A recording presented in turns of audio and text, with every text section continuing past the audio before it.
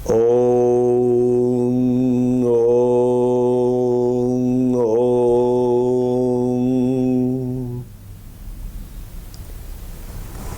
हमारे शरीर में 7 चक्र हैं। 7 चक्रों में सबसे जो इम्पोर्टेंट चक्र है, जो सबसे महत्वपूर्ण चक्र है, वो है नाभि चक्र। ये हमारे पूरे जीवन को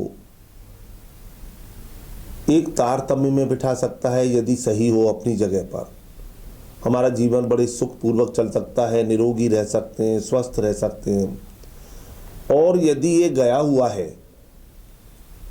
तो फिर आपके जीवन में कुछ भी हो सकता है, जैसे कि अवसाद, हाइपर होना आदमी का, दिल की परेशानियां, बीपी ऊपर नीचे होना, कॉन्स्टिपेशन, डायरिया, बच्चे पैदा ना होना, माथे का दर्द, सिर, ये आँखों में परेशानी, मतलब पूरे जीवन की कोई भी चीज़ ऐसी हमारे शरीर से जुड़ी हुई जो भी चीज़ें हैं शरीर और मन से, वो सब अपने स्थान से अलग हट जाती हैं यदि नाभि चक्र गया हुआ है।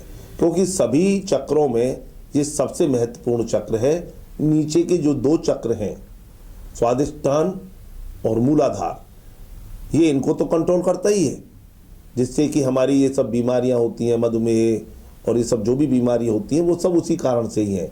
ऊपर के जो 4 चक्र हैं उनको भी ये नियंत्रित करता है। तो मैं आज आपको हमारे ऋषि मुनियों की हजारों साल पुरानी वो परंपरा सिखाना चाहता हूँ, जिसके लिए हमारे सब गांव वाले तो जानते हैं कि सुबह सुबह उठ के हाथ देखना चाहिए, पर वो हाथ कैसे देखा जाए, इस वैज्ञानिक तथ्य को हम भूल गए। इसके लिए मैं आपको बताता हूँ कि हाथ कैसे देखने चाहिए। सबसे पहले सुबह उठते ही हमें ये जो हमारे हाथ हैं, इनमें ये मणिबंध की रेखाएं हैं।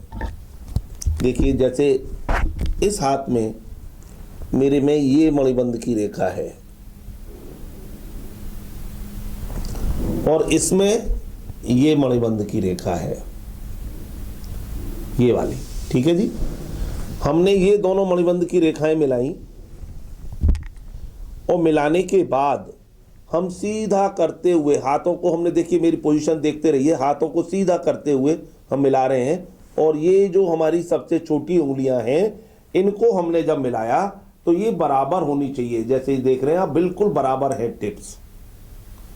यदि ये टिप्स बराबर हैं तो आप समझिए आपकी धरण, नाभि, नाभि चक्र, वो सब सही है।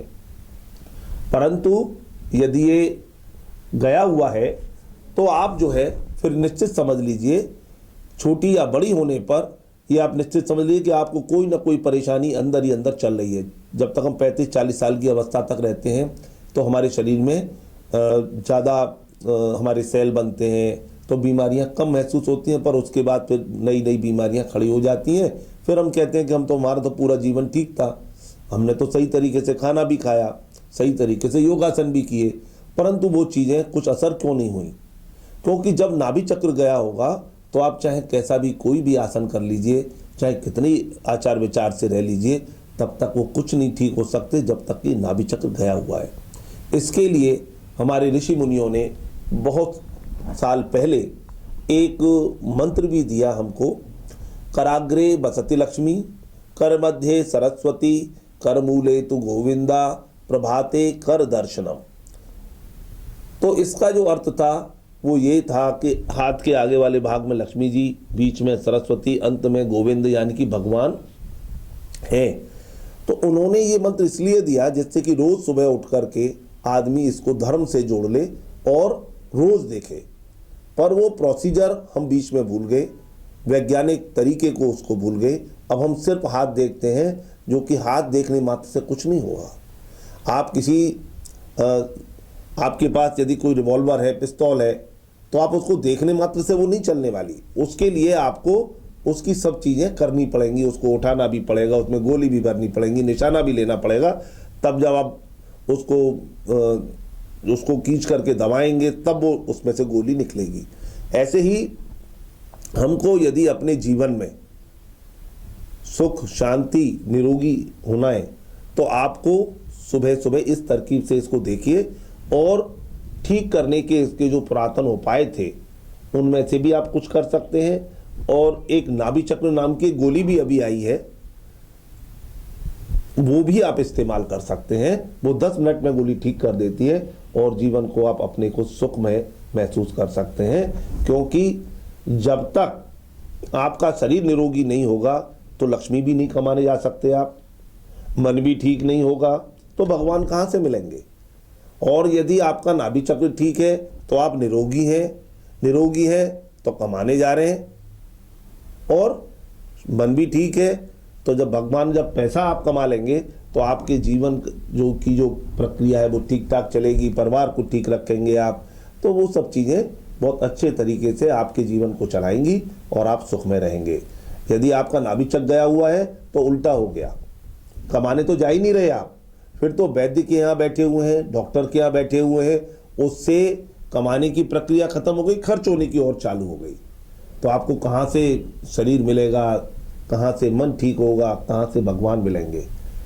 हमें मंदिर में जब हम भगवान को बिठाते हैं तो उनके लिए भी अच्छी तरह सफाई, सुगंधित करना उनको, ये सब करके तब भगवान जी को बिठाते हैं। तो ऐसे ही हम अपने, जब भगवान अपने शरीर में हमारे में अवस्थित हैं तो हम उनके लिए पूरे शरीर को निरोगी और सही बना के रखें, यही जरूरी है। हरि ओम हरि ओम।